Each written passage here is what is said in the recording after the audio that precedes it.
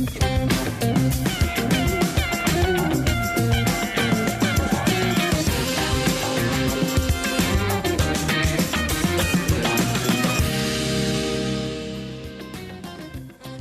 evening, welcome to Consider This. I'm Melissa Idris. And I'm Ibrahim Sani. This is the show that wants you to consider and reconsider the news of the day. So Ibrahim, what struck you the most in terms of the news cycle today? There's plenty. Most importantly, the Jakarta capital movement, that's happening, and we're going to talk about it very shortly. But G7 is big that we need to talk about. Yep. And of course, one of the biggest things is that prior to doing this show, I didn't realize that China wasn't part of G7.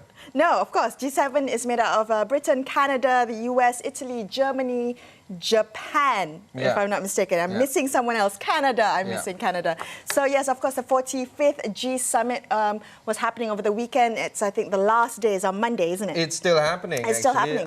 One interesting point to note is that Iran dropped by, made a surprise visit. Just dropped by? Yeah, and it was warmly welcomed. Angela Merkel, the German Chancellor, did say that those are the kind of things that they need to see, and these negotiations do happen.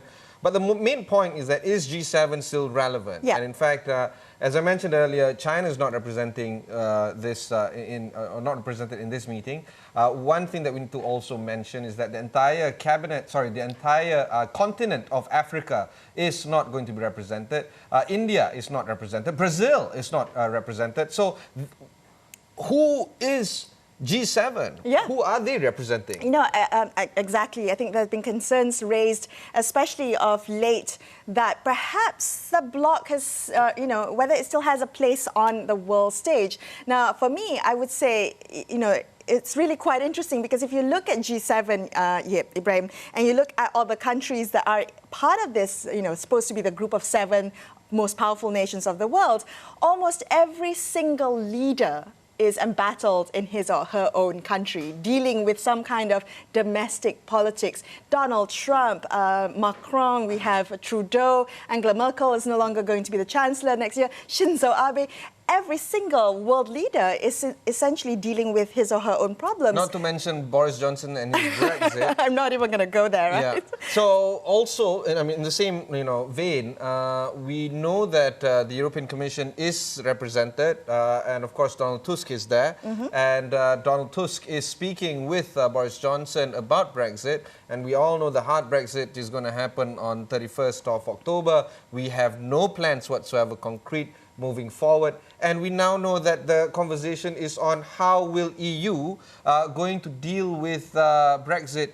There's still nothing concrete following it. So you got G7 not representing the global economy, fast-growing economies like Africa, fast-growing economies like India and China is not represented, and they're not reaching any concrete measures in terms of whoever that was attending, they can't agree concretely on the kind of steps to move forward. You know why? Because this year's G7 summit, which most G7 summits usually end with a final statement. It's signed by all the members, but this year they've decided that they're not going to do this. Why? Because they want to avoid disagreements over wordings within the final statement. So clearly they can't make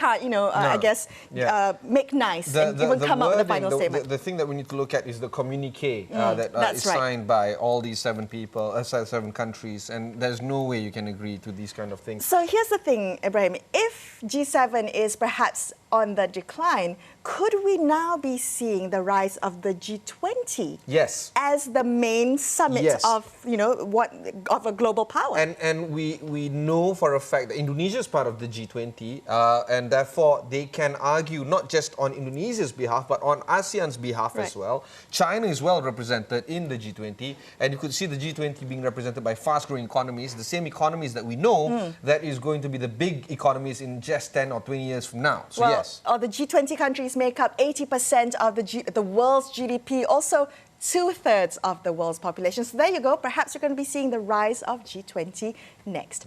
But for other news of the day, I have to say one thing that struck me today, Ibrahim, was really the Cabinet approving the implementation of the National Digital Identity Initiative.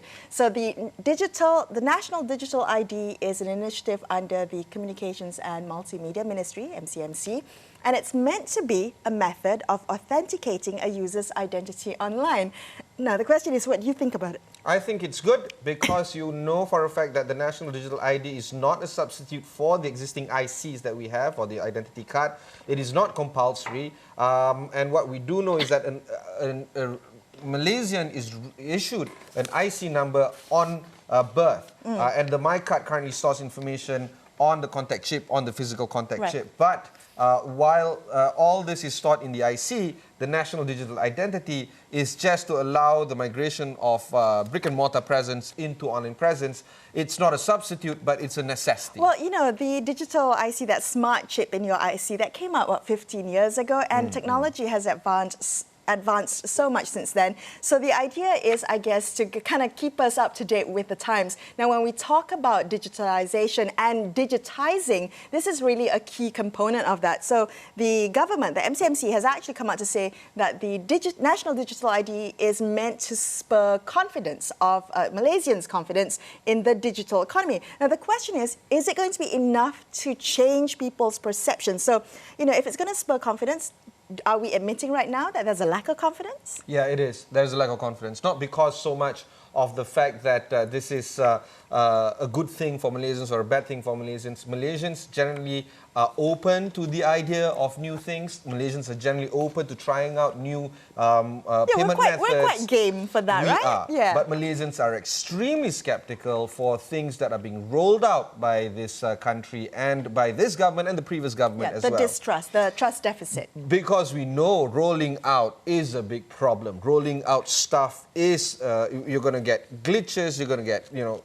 we know that if it's being rolled out by a particular agency, for instance, the immigration, then things could be better. You can get half an hour passport, but it's not that easy to roll out so many other things as well. Exactly. Sometimes it's in the implementation where this country falls short. Now, we have also to remember that, you know, legal frameworks will have to change too, and consumer behaviors and mindsets will have to change. But I'm with you, Ibrahim. I'm quite optimistic. I think if you take a look at just the way we've adopted, you know, tolls, for instance, from using a kind of cash-based system to using the touch and go, and then the smart tag, and now eventually we're going to be adopting RFID as well. So I think consumer behaviors can change. It just might take us a little bit longer.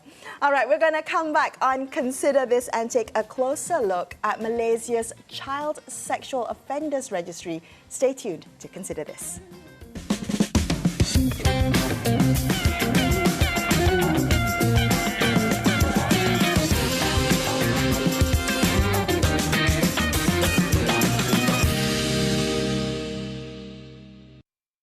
Welcome back to Consider This. I'm Melisa Idris with me, Ibrahim Sani. Yes, there you are. Last week, University Kebangsaan Malaysia confirmed that Nur Fitri Azmir Nordin is currently pursuing a PhD at the university. Now, in 2014, Nur Fitri was convicted of child pornography-related offences in Britain, and he was sentenced to 5 years imprisonment.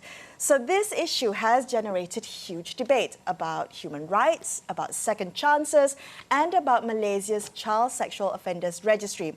So joining us on the line tonight, we have Robin Choi, who's the former Secretary General of the National Human Rights Society, or better known as HAKAM. Good evening, Robin. Thank you for joining us today. Now, I'd like to begin with looking at it from a human rights perspective. How should we be viewing the news that Nur Fitri is back in the country and is a student at UKM? Well, let me start from the human rights perspective. It is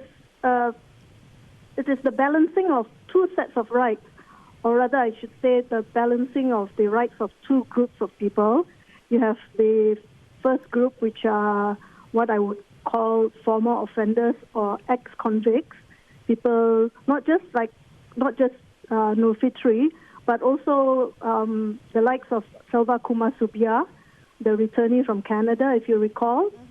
And the second group of persons which we ought to look at are in respect of the rights of safety, are those who are vulnerable, like children and women, but especially children, and the risk that they may face in I suppose, sexual abuse from persons who have been convicted and they are re-entry into society. For the first group, the former offenders, from a human rights viewpoint, they have the right to be free from harassment, ostracism, or even violence. The harassment and ostracism will impede their rehabilitation and re-entry into society. What we must remember, these are real people, people who have spent years, maybe decades of their lives locked up, and who are probably anxious to start over, but not quite know how to achieve it. They need some place to live. They need to continue either studying or to work. And they need counseling. Again, there are limited resources, and society isn't very kind to people in this category. That said, there are many courts overseas who have recognized that sexual offenders have a high rate of recidivism, and that is, they are likely to be repeated offenders. So, in the case of Nufitri and Selva Kumar, both of them were convicted overseas, and has been found here. Robin, look, we know that the reason why we want to jail somebody and somebody goes to jail is because he or she owes a debt to society. Is that debt paid? Nufitri was sentenced to 5 years. He actually served 9 months. Is he deserving to live life as a free citizen, free of media adjudicating him post imprisonment sentencing? Yes, he is free. He should be free to re-enter into society. He should be free of harassment and or basically either from media or on social media itself. He must be given the chance to start over. But yet at the same time, under the laws of Malaysia, the record of one person's crime will still remain. Of course, that is nobody's business except as provided under the law. Okay, so I'd like to take a closer look, Robin, at the Sexual Offences Against Children Act that came into force after Nufitri was convicted. He was convicted abroad and in 2015. So that was before the act came into force here in Malaysia. Does that make a difference from a legal perspective in the way that we are treating a former convict like him? Well, it depends on what you mean by how we are treating a former convict. The social media harassment and to a certain extent the media publication of and vilification of Nufitri is not right. And yet, at the same time, what most people have referred to as the Sexual Offenders Register, in fact, what it is called under the Child's Act is the Register for Children. So that register, that child registry, Robin, can you explain a little bit about how it works? Now, it only came into force recently, just a few months ago, and I think a lot of people are still uncertain about what it is. Okay, the Register for Children did not just come into effect. It was provided in the amendment in 2016 to the Child Act. They had in 1st of January 2017, created a register of children. That register of children, when it came into force in 1st of January 2017, had recorded and continued to record, I think, up to about 3 years of past convictions. So it doesn't, to me, it does not make any difference whether a person has been convicted abroad or before this year or 2016 or 17. What the Act provides, as it has been amended, says the Register of Children includes details of persons convicted of any offense in which a child is a victim. So there is no time set under the amendment to the Act. Secondly, the Register of Children is not just a sexual offenders registry. It is a register which contains details of persons convicted of any offense in which a child is a victim. So even for a child abuser or someone who has physically injured a child, they may have their name on that child register. So it's not just limited to sexual abuses, but I think that is at least on the top list of priority. So, but I will say that the register of children would also contain names of kidnappers, abductors, or even those who are involved in child trafficking. Robin, if we were to benchmark this against other countries that have rolled this out and currently implementing this, has any form of good come out from child registers? Does this actually prevent future abuses of children, at least from countries that have done this before? Well, I can't say for other countries. I have only sketch reporting. From what I understand, how effective a register is depends on what is on that registry, the information it contains, and the people who are allowed access to it. So who is allowed access to it, Robin? At this time, according to the Act, the persons who have access to it would be people who are child carers and minders, schools, even parents. As long as you have the obligation and responsibility to protect the child, and they are your responsibility, then you have the right to go to any of the welfare department and check if a certain someone that you are going to hire is on that list of registry for having been convicted of an offense which involves a child. Are there privacy concerns? I mean, should the information on the registry be only accessible to, say, those with authorization, I guess, as a safety against abuses? Well, there are safeties provided under the Child Act. It says that the information which is obtained cannot be furnished to another person other than for the very purpose of protecting a child. Or it cannot be furnished to any other person except by an order of court. So if someone were to get that information and decides to put it on social media, that person would be guilty of an offense under the Act, which carries a maximum fine of 10,000 and or 2 years of imprisonment. So there is that privacy which is protected under the Act, that you can only get the information or such information as is necessary to protect the children that you're looking after. Robin, you know, as a parent, I don't want individuals to come near me and near my children, particularly if he or she is found to be on the registry. That's me. I'm emotional. I'm a father. I want to protect. Understandable. Yeah, but you know, my emotions shouldn't supersede other people's rights, and in this sense, I am superseding, say, for instance, Fitri and any other individuals' rights. How do you? Well, I don't agree that you are actually superseding Fitri's rights.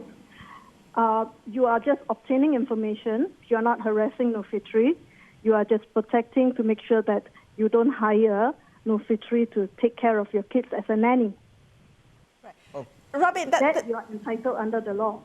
You know, this I guess entire news has generated such debate and conversation on social media. I'd really like to get your perspective, Robin. What do you think, what would you like people to understand about this issue that is perhaps not part of the current narrative? Well, I suppose we need to understand, I think community and the public need to understand the existence of this register alone is not going to solve child abuse or sexual offences against children. It takes parents, generally all childminders, to be vigilant. In fact, statistics have shown that since the registry has been up, there's not many people who have actually even bothered to check or get information as to whether or not the person they're hiring to mind a school or to teach in any volunteering activity has been involved in any offences involving children. And so, we have cases where, like the case of Richard Huckle, yes, he was convicted in the UK after he was found to have abused Malaysian kids and Cambodian children. And if he had a record, his name should have been on that register, and churches who allow him access to children should or ought to have checked that register and will not allow him the opportunity to be a teacher or a counselor to children because of the risk involved. And as far as children are concerned, under the Child Act as well as under International Convention, children have the right to be protected. They have a right to safety. And that is the responsibility of not just parents, but the community at large. Right. Truly, it takes a village to raise a child. Absolutely. Thank you so much for joining us, Robin. That was Robin Choi of the National Human Rights Society, better known as HAKAM. Now, we will be back in just a few minutes. Stay tuned to Consider This.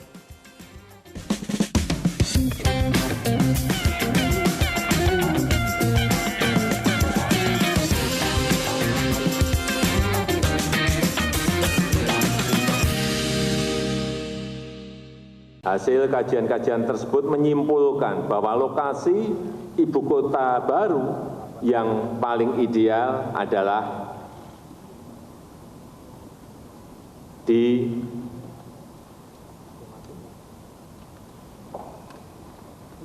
sebagian Kabupaten Penajam Pasar Utara dan sebagian di Kabupaten Kutai Kertanegara, Provinsi Kalimantan Timur.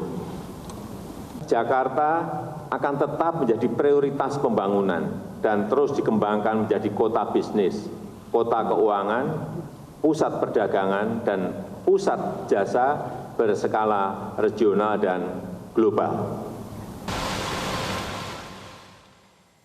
Welcome back to Consider This. That was Indonesian President Joko Widodo announcing that Indonesia's capital city will now be relocated to the province of East Kalimantan on the island of Borneo. What do you think about that dramatic pause when he was announcing that announcement? He's a showmanship kind of guy, right? I mean, he's there for the theatre. So much drama. I just want to highlight where the place is. Can we just trigger some of the graphics that we have for you, and we put it on the screen? It's actually very close to Kota Kinabalu, actually, and it's still very far from Kuching.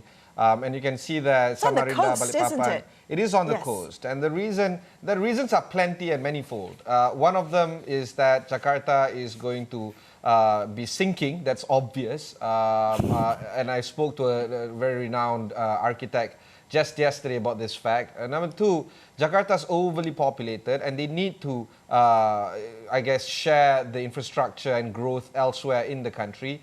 And most importantly, the third thing is that it is protected from natural disasters. And as we all know, Jakarta is, or Indonesia for that matter, is situated within the Ring of Fire, and they are always plagued by tsunamis, earthquakes, volcanoes, you name it. So that area that they chose at East Kalimantan is meant to be protecting against all these, I guess, natural disasters. Yeah, I mean, this is an interesting story. It's not new, so the kind of suggestion to move the capital city has been floating around for a while, but it is going to be quite interesting because, you know, in his, I think, Independence Day celebration speech, Jokowi said that Indonesia is not just for Jakarta and Java. So this, I guess, is a way of him looking at fostering a more equitable economic development for the rest of the country. And you know, this year, I think it was back in 1949 when Indonesia first changed their capital. So it was from Yogyakarta to Jakarta, and now to Borneo. Yeah, and we've covered this at length when we interviewed President Jokowi just a few weeks ago. That is an exclusive by Astro AWANI, where our colleagues Aisha Ismail as well as Rizal Zulkapli interviewed him at length. One of the conversations involved on the movement of Jakarta to a new place, new capital. Again, this is not the first time countries have moved capital. Right. Malaysia is one of them. We have moved capital. We haven't moved our capital city, so that's Kuala Lumpur still, but our administrative capital has been changed to Putrajaya. Yes. But the Australian Capital Territory, ACT, is in Canberra. Capital is still Sydney, Brasilia is the administrative capital for Brazil, even though Rio de Janeiro is where all the action happens. So those are the kind of things that people see and do all around the world. Okay, so here's what we want you to consider tonight. My question to you, Ibrahim, is how do we feel about cities that grow organically by itself versus, planned cities? Is one better than the other? Yes, one is better than the other. What do you think of planned cities? I think planned cities are okay. I think planned cities are the way to go for this matter. All right, there you go. That's all we have for you on Consider This. I'm Melissa Idris, and with me tonight has been Ibrahim Sani. We will be back tomorrow night at 10 p.m. for another edition of Consider This, only on Astro AWANI.